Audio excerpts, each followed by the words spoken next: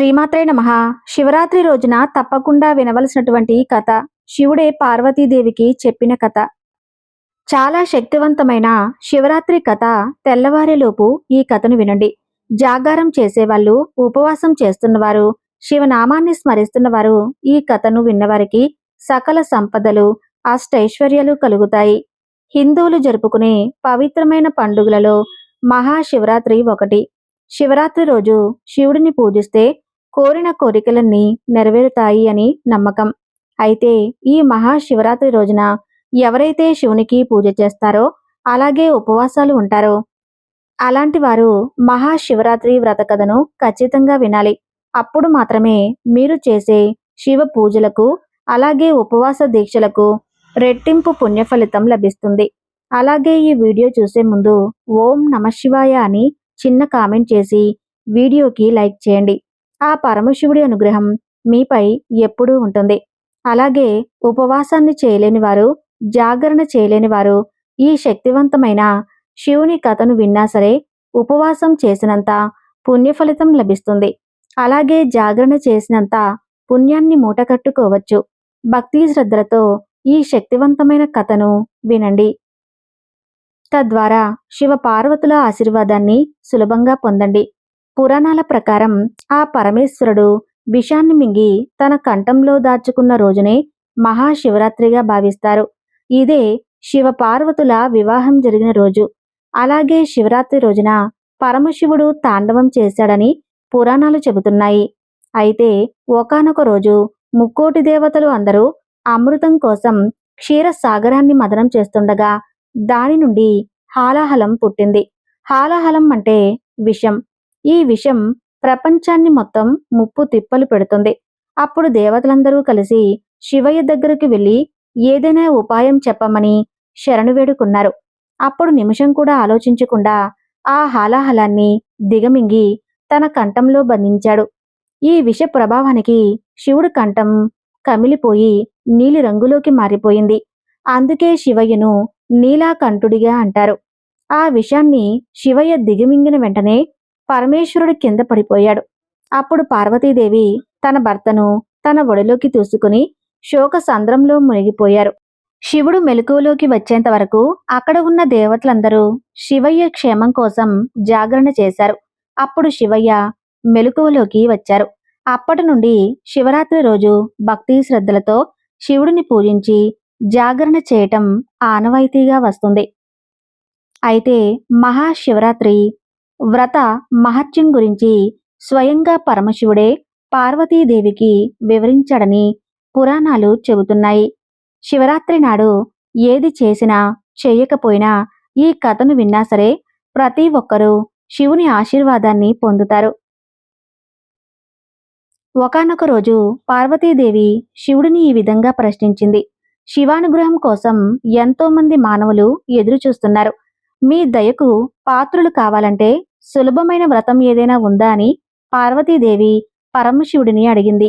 అప్పుడు ఆ పరమేశ్వరుడు పార్వతీదేవికి ఈ వ్రత విధానాన్ని గురించి ఈ విధంగా చెప్పారు. ఒక గ్రామంలో ఒక వేటగాడు ఉండేవాడు. పశువులను వేటాడి కుటుంబాన్ని పోషించేవాడు. ఆ వేటగాడు ఒక షావుకారు దగ్గర అప్పు తీసుకుని సమయానికి అప్పు తీర్చలేకపోయాడు. అప్పు చెల్లించలేదని షావుకారు కోపంతో ఆ వేటగాడిని శివ మఠంలో ఒక ఖైదీగా బంధించాడు. అదృష్టవశాత్తు ఆ రోజే శివరాత్రి పండుగ. వేటగాడు ఆ శివమఠంలోనే శివరాత్రి కథలు విన్నాడు.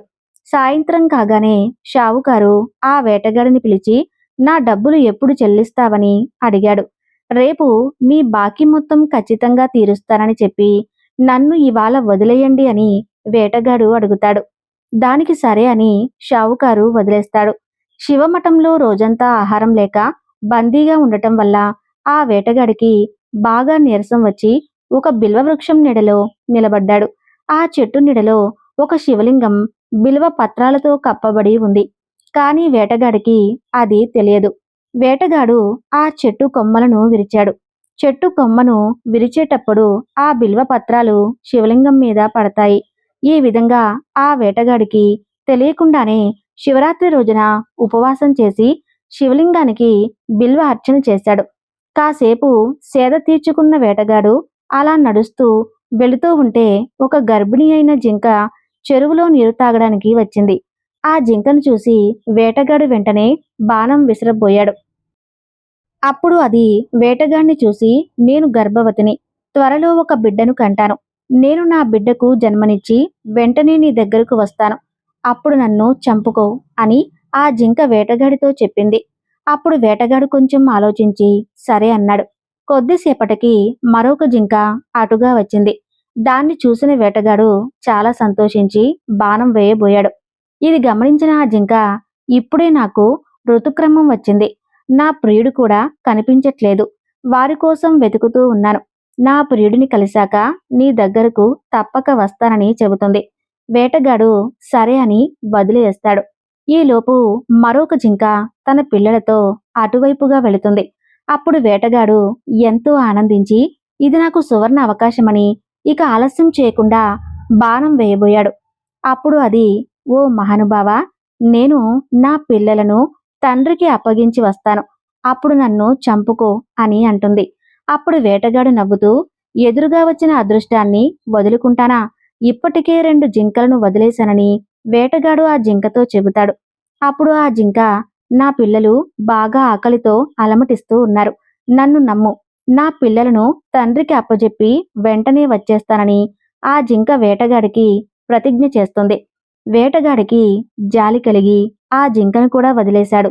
ఈలోపే తెల్లవారిపోతుంది. ఈ విధంగా ఆ వేటగాడికి తెలియకుండానే శివరాత్రి రోజున రాత్రంతా జాగారం చేశాడు. ఆ వేటగాడు తెలియక చేసిన ఉపవాసం, జాగరణ, బిల్వపాత్ర అర్చన వల్ల వేటగాడు మనసు నిర్మాల్యమయ్యింది. ఈలోపే జింకలన్నీ తిరిగి వచ్చాయి. ఆ జింకల కుటుంబాన్ని వేటగాడు చంపలేదు. అతని కఠోర హృదయం కోమలంగా మారింది. ఈ ఘటనను తిలకిస్తున్న దేవలోకం వేటగాడిపై పూల వర్షాన్ని కురిపించింది. శివుని ఆశీర్వాదంతో వేటగాడు మోక్షం పొంది ధనవంతుడు అయ్యాడు. కాబట్టి ఈ మహాశివరాత్రి రోజున శివుడిని పూజించి ఉపవాసం ఉండి జాగరణ చేసిన వారికి అంతులేని ఐశ్వర్యం లభిస్తుంది. అలాగే శివ పార్వతుల అనుగ్రహంతో పట్టిందల్లా బంగారంలా అవుతుంది. మీకున్న కష్టాలన్నీ తొలగిపోయి అఖండ రాజయోగం వస్తుంది. చూశారు కదండి, ఎంతో అద్భుతమైన శివరాత్రి కథ. ఈ వీడియో మీకు నచ్చితే తప్పకుండా ఈ వీడియోకి లైక్ చేసి ఓం నమఃశివాయ అని కామెంట్ చేయండి. ఆ శివుని ఆశీర్వాదం ఎప్పుడూ మీ కుటుంబంపై ఉంటుంది.